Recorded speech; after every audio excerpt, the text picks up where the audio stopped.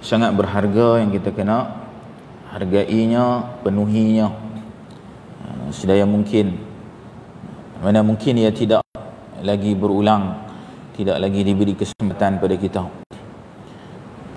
Okay, ini semua SOP yang ada pada hari ini, terutama penjarakan, adalah satu yang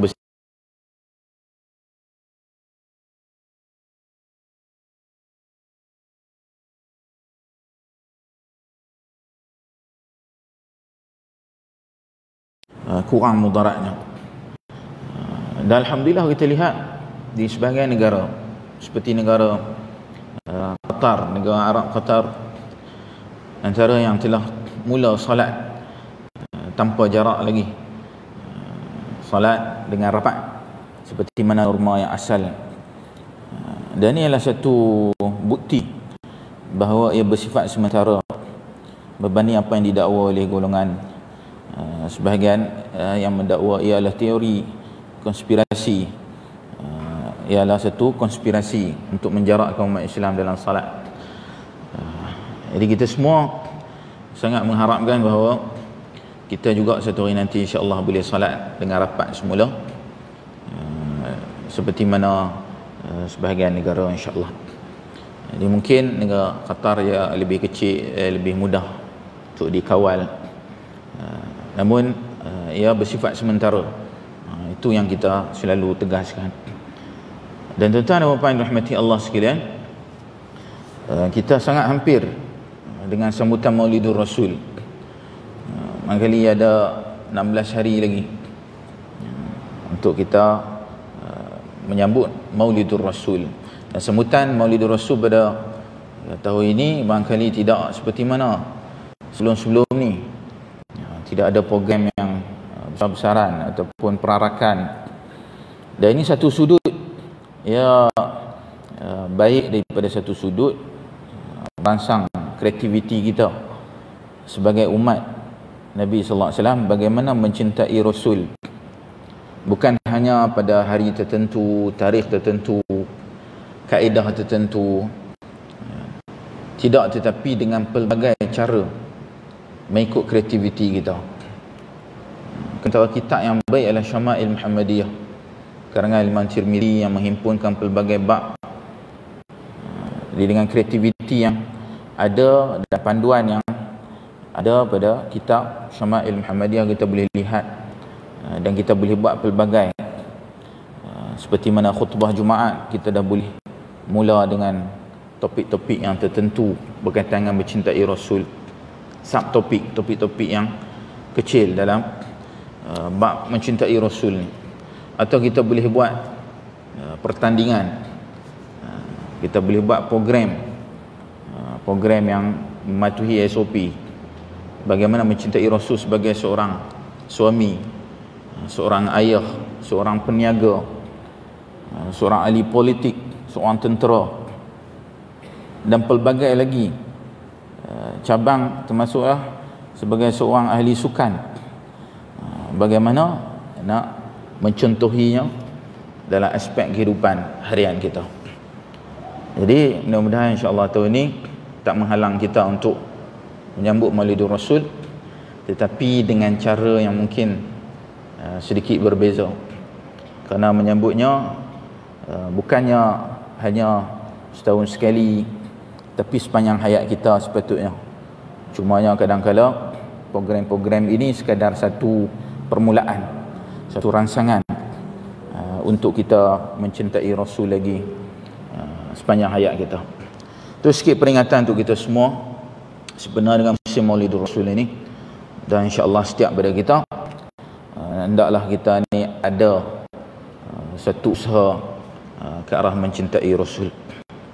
Baik tuan-tuan dan puan-puan dirahmati Allah sekalian, pada kuliah yang lalu kita berhenti pada bab bacaan di dalam solat. Bacaan di dalam solat, yang mana kita berhenti pada hadis 104.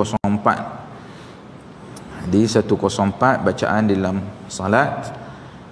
Hari ini insya-Allah kita masuk hadis yang seterusnya, masih lagi bab bacaan di dalam solat. Itu hadis nombor 105. عن البراء بن عازب رضي الله عنهما أن النبي صلى الله عليه وسلم كان في سفر فصلى العشاء الآخرة فقرأ في إحدى الركعتين بالتين والزيتون فما سمعت أحدا أحسن صوتا أو قراءة منه صلى الله عليه وسلم. Maksudnya Al-Bara bin Azib radhiyallahu anhuma meriwayatkan bahawa ketika Nabi sallallahu alaihi wasallam berada dalam satu perjalanan, beliau mengerjakan salat Isya yang akhir dan membaca Wattini waz-Zaitun. Dalam salah satu rakaatnya, aku belum pernah mendengar seorang yang memiliki suara atau bacaan yang lebih indah daripada beliau sallallahu alaihi wasallam.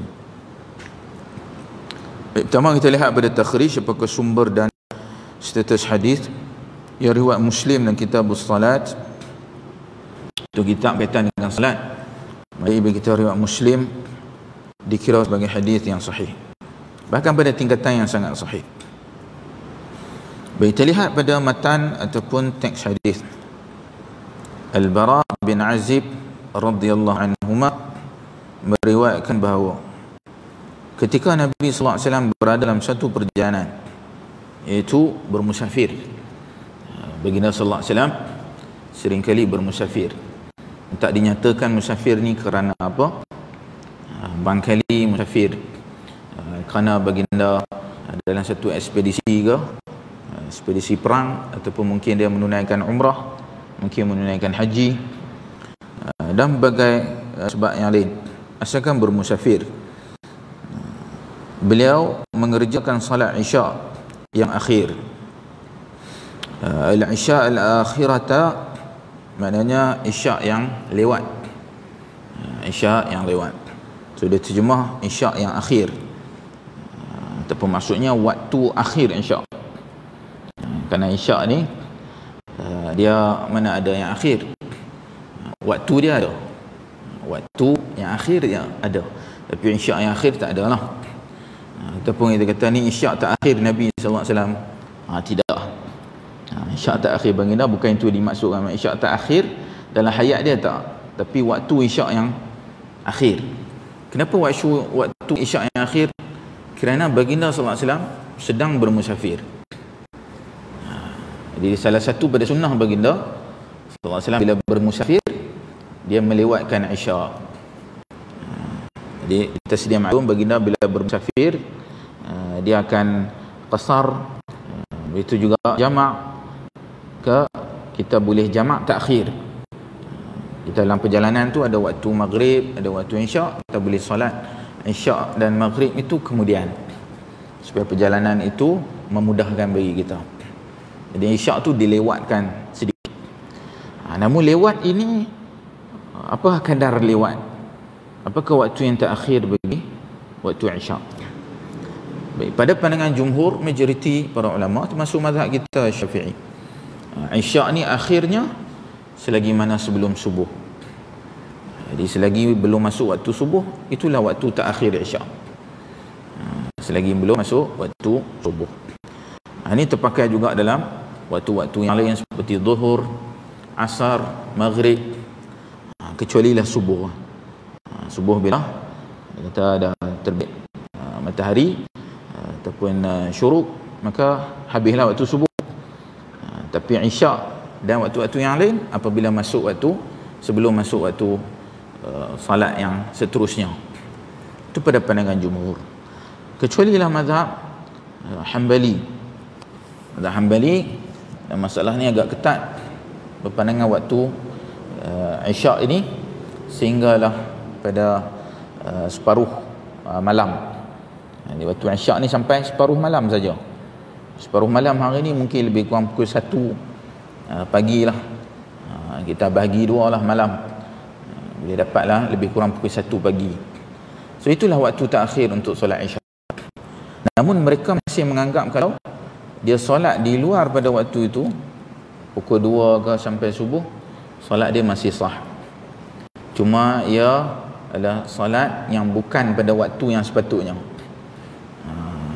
Jadi di situ dia ada grey area sikit, kawasan yang agak kelabu. Solat tu masih sah, tetapi solat tersebut di luar pada waktu yang sepatutnya. Ini satu benda yang pelik pun, sebab kadang-kadang solat kita sah tapi di luar waktu. Macam contohnya seorang yang tertidur, dia tertidur subuh, bangun-bangun dah pagi, dah mungkin pukul 8, dia solat dia sah, tapi solat itu di luar waktu. Jadi begitulah, solat tersebut sah tapi ya di luar waktu. Sepatutnya dia kena solat sebelum daripada separuh malam. Dia berdasarkan pada beberapa hadis riwayat Muslim dan sebagainya, yang Nabi SAW menyebut tentang waktu Isya' adalah sebelum separuh malam. Namun jumhur memahami hadis-hadis itu dengan makna afdal. Jadi waktu yang afdal sebelum separuh malam lah, tapi waktu yang sah sampailah sebelum subuh. Jadi yang afdalnya Isya' ni tak boleh terlalu lewat. Kadang-kadang kita tertidur ke, kita letih ke, ialah. Tapi kalau setiap hari dengan sengaja menunda-nunda waktu salat Isya' sampai melebihi separuh malam, ia tidak afdal. Ia bukan waktu yang sepatutnya. Tapi dia masih sah salat dia, tak ada masalah. Jadi bagi Rasulullah SAW melewatkan salat, mana dia lewat tu sampai tengah malam. Tengah malam baru dia salat.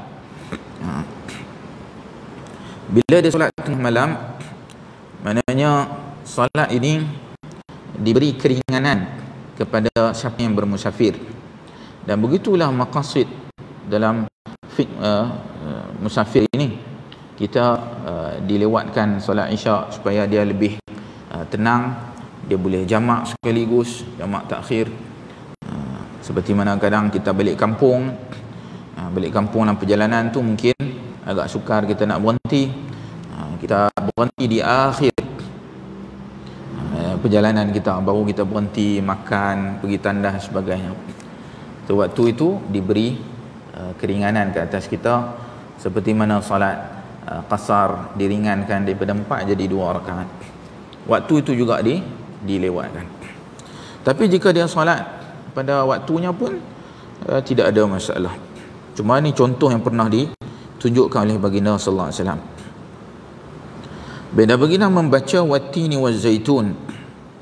Surah At-Tin adalah surah yang ringkas, yang pendek. Jadi dalam musafir yang lebih menepati sunnah memendekkan bacaan salat, diringkaskan, dipendekkan, sesuai dengan trend sebelum ni, iaitu qasar pun pendek 2 rakaat. Maka apatah lagi surah, lagilah dia dipendekkan surah, tak dibaca dengan panjang.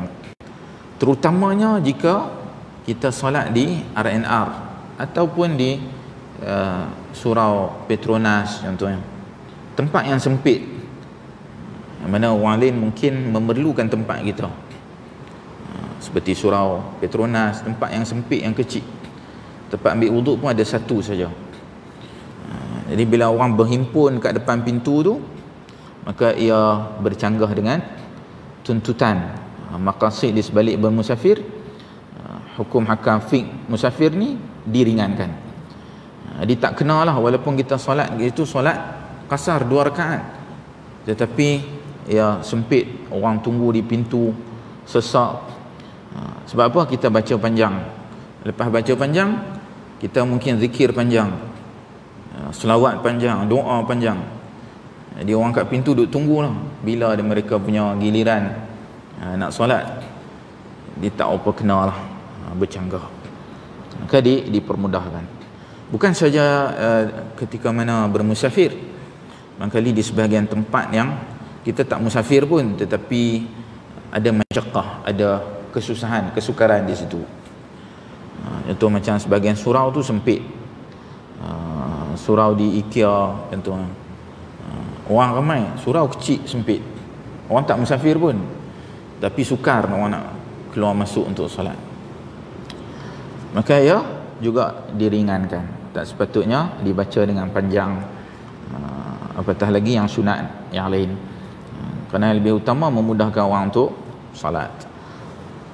Jadi selain pada musafir, segala illah yang hampir sama, sebab yang hampir sama, iaitu masyaqqah, kesusahan, maka sunnahnya begitu juga, diringankan. Jadi wattin wa zaitun bacaan yang pendek. Dalam salah satu rakaatnya, aku belum pernah mendengar seorang pun yang memiliki suara atau bacaan yang lebih indah daripada beliau sallallahu alaihi wasallam. Baik membaca Al-Quran dengan suara dan juga dengan lagu, dengan bacaan yang indah, yang sedap, yang cantik, yang sebahagian pada sunnah. Sebahagian pada sunnah Nabi sallallahu alaihi wasallam mencantikkan suara bacaan Quran. Namun mencantikkan ni juga ya mestilah tidak terlalu berlebihan, terlalu melampau. Kadang-kala nak dijadikan satu lagu yang cantik, yang merdu sehingga melanggar tajwid, itu tak sepatutlah. Sehingga dia melanggar tajwid, sehingga mengubah makhraj, sebutan yang sepatutnya, sebutan huruf Arab yang sepatutnya berubah. Sebab apa? Nak bagi sesuai dengan lagu, dengan lingguk lagu. Tak sepatutnya.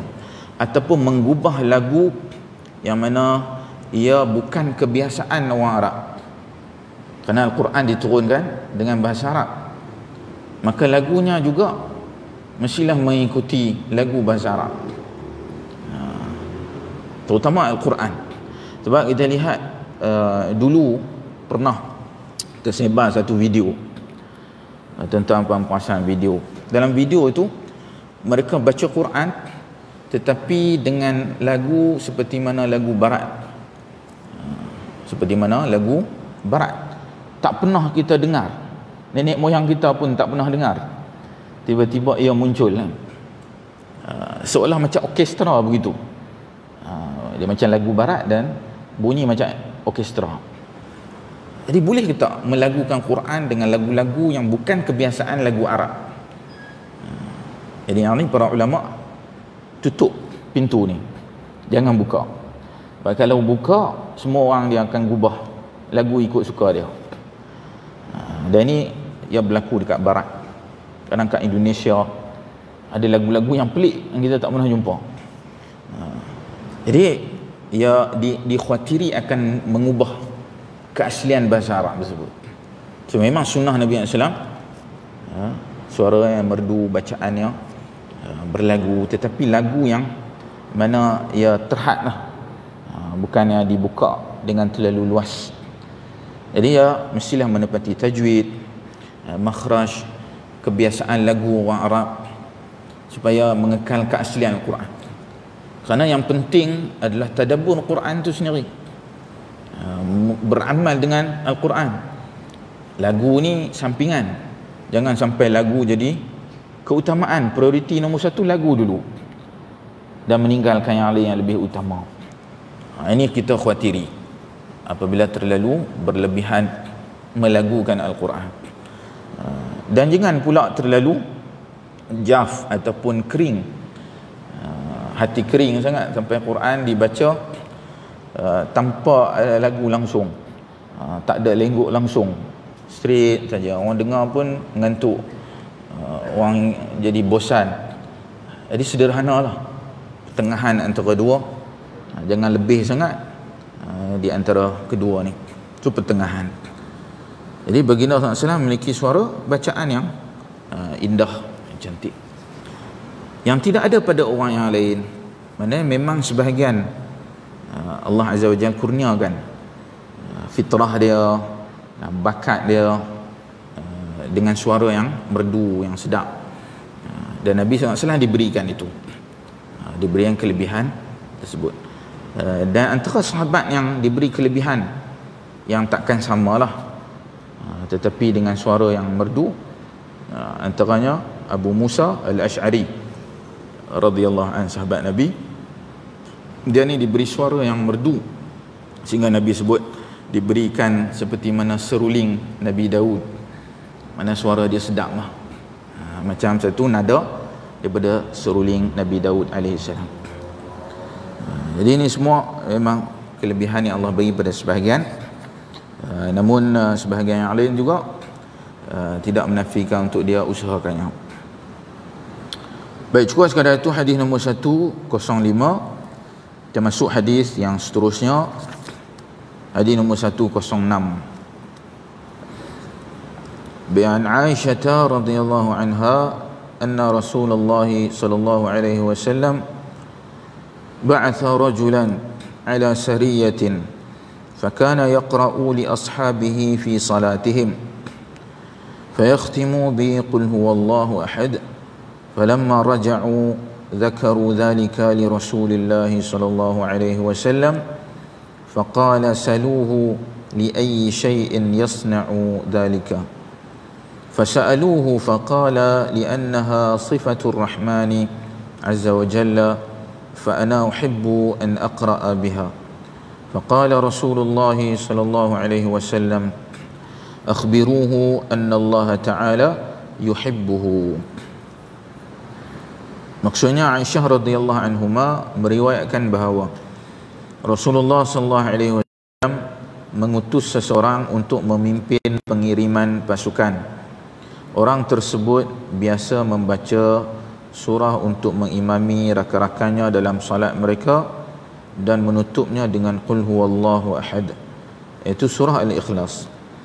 Ketika pasukan itu kembali, mereka mengadukan hal tersebut kepada Rasulullah sallallahu alaihi wasallam. Nabi sallallahu alaihi wasallam bersabda, tanyakan kepadanya mengapa dia melakukan hal itu. Mereka pun bertanya kepadanya. Orang tersebut menjawab, surat tersebut merupakan sifat Allah Azza wa Jalla. Oleh kerana itu aku suka membacanya. Rasulullah sallallahu alaihi wasallam bersabda, beritahulah dia bahawa Allah Taala mencintainya. Hadis ini riwayat Al-Bukhari juga An-Nasa'i dalam kitab Al-Iftitah, kitab pembukaan. Ada bagi kita riwayat Al-Bukhari juga An-Nasa'i dikatakan sebagai hadis yang sahih. Kita lihat pada matan ataupun teks hadisnya.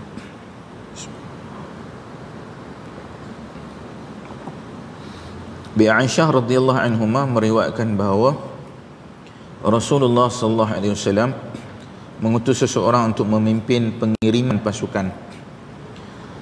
Baik, syariah ni kebiasaannya ekspedisi perang ataupun mungkin juga risikan, itu syariah. Jadi Nabi menghantar satu pasukan. So dia sebut memimpin pengiriman pasukan. Atau boleh jadi juga pasukan yang pelbagai, tapi kebiasaannya pasukan perang ataupun risikan. Ataupun boleh jadi pasukan itu dihantar untuk menghantar surat-surat di antara Nabi dengan raja-raja, pemimpin yang lain. Kebiasaannya begitu. Dan orang-orang tersebut biasa membaca surah untuk mengimami rakan-rakannya dalam salat mereka. Dia biasanya menjadi imam. Dan orang yang dilantik menjadi imam ini, kebiasaan pada zaman Nabi sallallahu alaihi wasallam adalah sahabat yang terpilih. Kerana sahabat pada zaman Nabi sallallahu alaihi wasallam bukan semuanya menjadi imam. Yang dilantik menjadi imam kebiasaan yang terpilih. Sebab kita lihat pada zaman Nabi sallallahu alaihi wasallam masih hidup, antara yang menjadi imam ini adalah Abu Bakar radhiyallahu anhu, pernah menjadi imam. Umar radhiyallahu anhu pernah menjadi imam. Ini masa Nabi sakit. Abu Bakar pernah jadi imam, Umar pun pernah jadi. Tapi Umar ni Nabi tak setuju, Nabi suruh cari Abu Bakar juga. Tapi Umar pernah jadi imam. Dan juga yang pernah jadi imam antaranya Abdurrahman bin Auf menjadi imam, dan Nabi menjadi makmum di belakang. Jadi nama-nama besar macam ni yang pernah jadi imam pada zaman Nabi SAW masih hidup, sedangkan Nabi ada, menunjukkan ketokohannya. Bukan semua lah kan. Tiga-tiga Abdurrahman bin Auf walaupun tak menjadi khalifah, tetapi dia dicadangkan pada zaman apabila Umar wafat, dia antara yang dicadangkan jadi khalifah. Tapi dia tolak, maka dilantik Uthman radhiyallahu anhu. Ini antara calon khalifah yang terpilih kan. sahabat ni pun dalam ramai-ramai yang dilantik tu, yang dihantar pasukan tu, dia terpilih menjadi imam bagi mereka.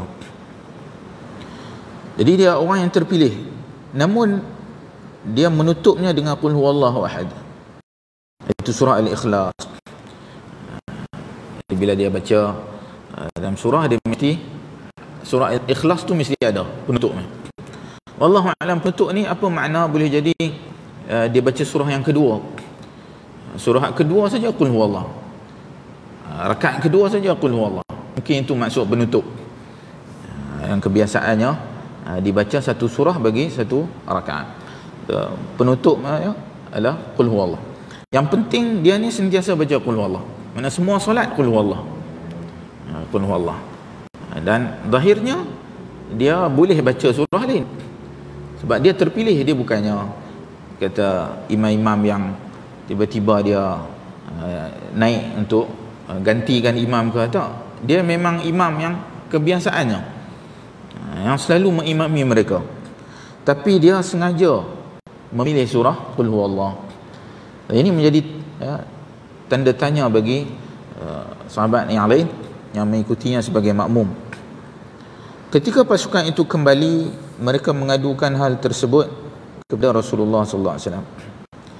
Satu yang pelik lah, setiap kali salat saja mesti last sekali qul huwallah. Mereka pun mengadu. Nabi sallallahu alaihi wasallam bersabda, tanyakan kepadanya mengapa dia melakukan hal itu. Nabi suruh tanya dulu. Mana kita kena tabayun dulu. Jangan cepat sangat, terutamanya apabila orang tersebut dia memang dilantik menjadi imam, dia memang ketua kita, dia memang terkenal sebagai orang yang baik, orang yang saleh. Jadi lagilah dituntut bagi kita tabayun. Bukan kebiasaan tu. Nabi sendiri pun tak membuat kesimpulan mudah, kesimpulan cepat, tapi dia tanya dulu apakah sebab dia sentiasa membaca surah Al-Ikhlas. Mereka pun bertanya kepadanya. Orang tersebut menjawab, surah tersebut merupakan sifat Allah Azza wa Jalla. Sifat Allah. Qul huwallah ini berkaitan dengan sifat Allah, itu yang Maha Esa. Sifat Allah yang Maha Esa. Jadi qul huwallah ini disukai oleh sahabat ni. Kenapa? Dia menceritakan tentang sifat Allah. Ini adalah fadilat surah qul huwallah. Yang mana surah qul huwallah ini segala pembawakan dia adalah berkaitan dengan tauhid, berkaitan dengan tauhid ataupun sifat Allah Azza wa Jalla. Dan dalam hadis yang lain, dalam hadis sahih Muslim, Nabi SAW menyebut qul huwallahu ahad ta'dilu thulutsal Quran. Itu qul huwallahu ahad ini surah Al-Ikhlas menyamai 1/3 daripada Al-Quran. Menyamai 1/3 daripada Al-Quran. Kenapa 1/3? Para ulama menyebut kerana Al-Quran, jika kita perhatikan, tadabbur, 1/3 daripada Al-Quran adalah berkaitan dengan tauhid, berkaitan dengan akidah, berkaitan dengan iman. 1/3 Quran. Sebab itu Nabi sebut qul huwallah ni menyamai 1/3, kerana ia surah berkaitan dengan tauhid. Dan Al-Quran ni pembawakan tauhidnya lebih kurang 1/3.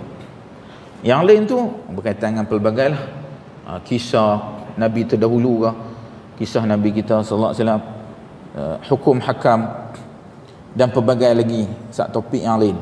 Jadi topik tauhid 1/3 daripada Al-Quran. Itu relevannya kenapa 1/3. Dan maksud menyamai di sini bukan bermakna menyamai dari sudut hukum. Tidak, menyamai dari sudut hukum tidak. Jadi kita kena jelas dari sudut hukum, maka ia tak sama.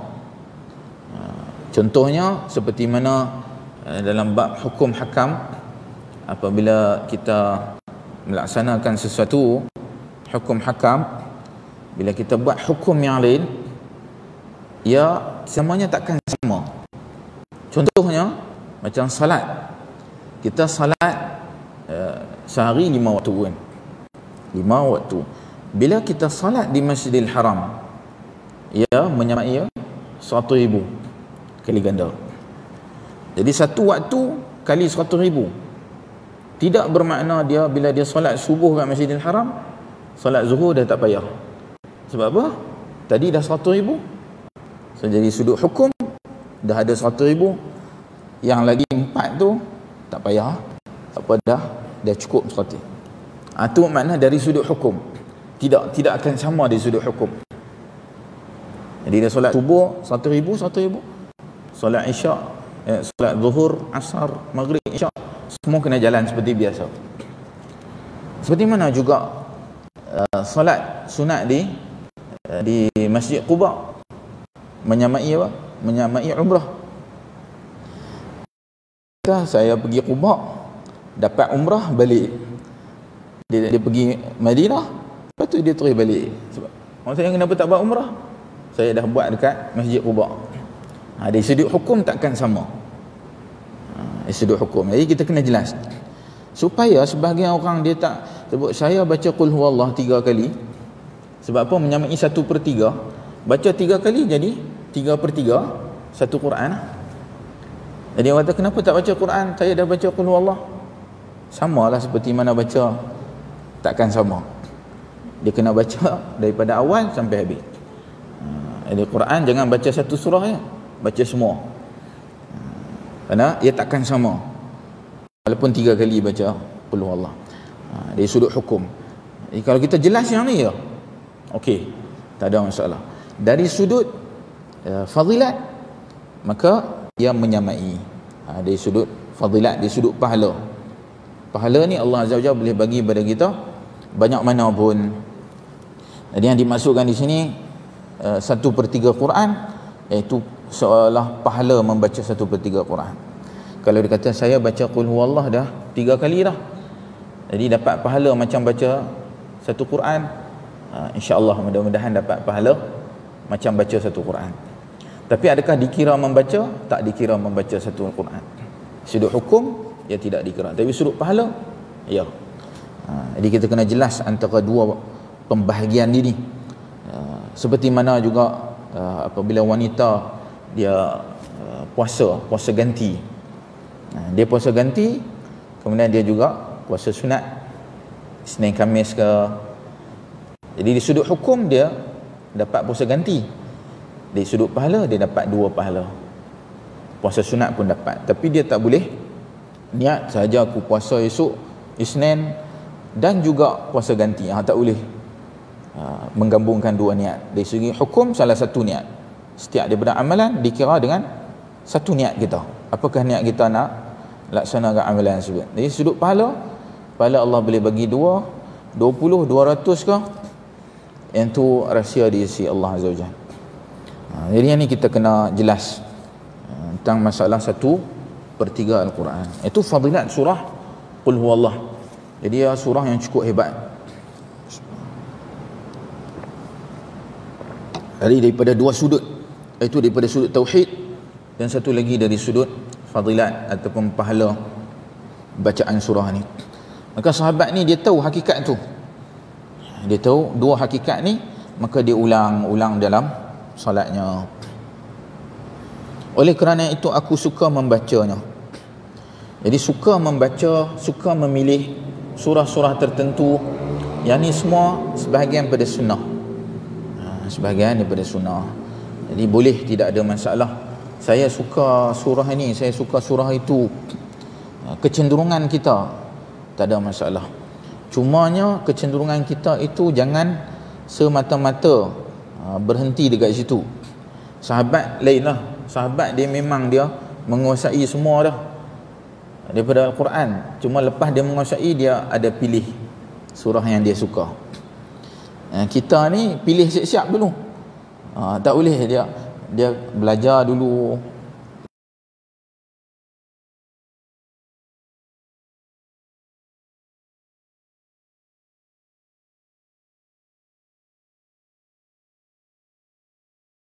Saya nak surah ni, dan tidak sepatutnya. Tapi menyukai sebahagian surah yang ni diakui. Kerana Rasulullah SAW bersabda, beritahulah dia bahawa Allah Ta'ala mencintainya. Jadi Nabi mengiktirafnya. Jadi sunnah ni dia ada taqririyah, sunnah pengakuan, pengiktirafan, endorsement. Jadi dia sebahagian juga daripada sunnah. Selain pada apa yang Nabi buat, qauliyah daripada perkataannya, fi'liyah daripada perbuatannya, taqririyah daripada pengakuannya punya. Walaupun mungkin dia sendiri tak buat, tapi dia mengakui orang lain buat. Yang sahabat buat, ia dikira sebagai sunnah juga. Yang ini cukup penting, kaedah taqririyah ini, kerana kita lihat sebahagian orang kadang bila dia tengok sahabat buat sesuatu, maka dia pun nak jadi macam sahabat juga. Sahabat lain bila dia buat sesuatu, Nabi endorse, maka ia bernilai berbanding dengan kita. Macam isu apabila i'tidal, bila kita i'tidal kan, sami Allahu liman hamidah, sahabat dia tambah lagi dia punya doa. Tambahan tersebut diakui oleh Nabi SAW. Ya taqririyah. Berbanding dengan kita pun, saya pun nak tambah jugalah bila i'tidal, saya nak pakai saya punya sendiri doa. Siapa sahabat boleh pakai doa dia sendiri?